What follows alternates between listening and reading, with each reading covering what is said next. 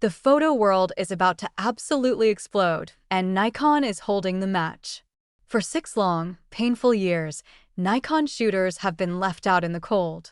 You have been staring at your Z7 II, watching the calendar flip, and feeling like a completely forgotten child while Sony and Canon fans have been feasting on insane AI autofocus and lightning-fast stacked sensors. The silence from Nikon headquarters has been deafening, but the crickets have finally stopped chirping. The leaks have turned into an unstoppable flood. The Nikon Z7 III is real, it has a rumored price tag, and its specs are designed to throw a devastating punch at the competition. But we have to ask the ultimate question. Is it a little too late, or is Nikon finally making a legendary comeback? It is time to be real about the timeline. The original Z7 dropped back in 2018 as a bold start for their mirrorless journey. The Z7 II followed in 2020, fixing the card slot drama but keeping the exact same slow, internal soul. Since then, it has been total radio silence. For 6 years, Nikon was hyper-focused on the Z8 and Z9. Those are incredible machines, the sports and cinema giants that put Nikon back on the map, but in that process, they seemingly forgot about the people who built their reputation, the landscape photographers, the studio artists, and the portrait pros. While Nikon perfected the Z9, Sony released the A7 R series and Canon dropped the R5 and R5 Mark II. Nikon hasn't just been late, they have been dangerously late. According to the latest supply chain whispers, the wait ends in the autumn of 2026. Let's talk about the money, because this is where the value myth either lives or dies. The rumored price for the Z7 III sits between $3,000 and $3,500. For context, the Sony A7 R6 is at $3,500, and the Canon R5 II demands a steep $3,900. If Nikon hits that sweet spot of $3,299, they become the value king overnight. They need to undercut Sony by at least $200 to convince users to stay. In a world where inflation has turned cameras into luxury items, that small price gap is the only thing that will stop a loyal Nikon user from glancing at a Sony catalog. If they push past $3,500, they aren't just in trouble, they will become invisible. People do not wait 6 years to pay a premium for hardware that feels like a catch-up project. Now, let's get into the guts of this thing. We're looking at a brand new 61-megapixel stacked BSI sensor.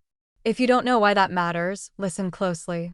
The old Z7 sensors were beautiful, but they were incredibly slow. They had rolling shutter issues that made the electronic shutter almost useless for anything moving faster than a turtle. A stacked sensor changes the math. It means lightning-fast readout speeds, zero distortion, and a massive boost to autofocus calculations per second. You are looking at 8K video at 60p and 4K at a smooth 120p. This is the hybrid powerhouse Nikon should have released 3 years ago. Under the hood, the Z7 III is rumored to jump to the EXPEED processor. This is a massive curveball because the flagship Z9 is still running on the EXPEED 7. Jumping a full generation ahead means the Z7 III will have more processing headroom than the most expensive camera Nikon sells today. This new digital brain brings advanced AI-powered autofocus to the table. We are talking about real-time tracking for birds, cars, planes, and insects that stays locked on regardless of the lighting. It is also expected to handle in-camera AI noise reduction. Imagine shooting at a high ISO of 6400 and getting a file that looks like it was shot at ISO 400 because the processor cleaned it up before the data even hit your memory card. The body itself is expected to look and feel like a mini Z8. You get that deep professional grip and tactile buttons in a much lighter frame. For landscape shooters hiking 10 miles into the wilderness, every gram saved is a blessing. But here is the cold, hard truth that most fanboy channels won't tell you. Specs on paper mean nothing if the real-world execution fails. Nikon has 3 hurdles. First, autofocus reliability. Sony is the undisputed king of sticky focus. Nikon is currently in a respectable 3rd place, but respectable doesn't win medals. If the Z7 III hunts for focus in low light, it's a deal breaker. The second problem is the lens ecosystem. Nikon's S-line lenses are optical masterpieces, but they're heavy and expensive. Nikon is also protective of their mount. While Sony users enjoy a buffet of affordable glass from Sigma and Tamron, Nikon users are often forced to pay a heavy first-party tax. The third problem is timing. By the time this hits shelves in late 2026, the Sony A7 III will have been out for a year. Sony can easily slash prices, and Nikon's value argument evaporates. Nikon is playing defense in a game where they used to set the rules.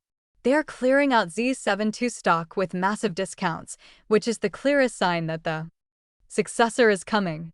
It is a smart move, but frustrating for fans holding on to 2020 gear while the world moved on. In my opinion, the Nikon Z7 III looks like a masterpiece of engineering that is arriving a day late and a dollar short. If you are already deep in the Nikon ecosystem, this is the upgrade you have been dreaming about. It fixes every complaint we had about the Z7 II. But if you are a working professional who needs a camera today to put food on the table, you cannot afford to wait. Buy the Sony or Canon now and don't look back. This is a retention camera, not a conquest camera. Nikon spent 6 years perfecting this, and while they worked in secret, the world changed. High resolution is no longer a novelty. People want extreme speed, AI, and reliability. The Z7 III seems to have it, but it carries the heavy burden of 6 years of expectations. If you like the video, subscribe, share the video, and hit the bell icon so you never miss an update. When the official announcement drops, I will be right here with a full breakdown to tell you if the leaks were right. Are you still Team Nikon, or have you switched to the competition? Let me know in the comments below. Thanks for watching, and remember, the best camera in the world is the one in your hand right now, not the one you are waiting for in a rumor mill. Go shoot something amazing.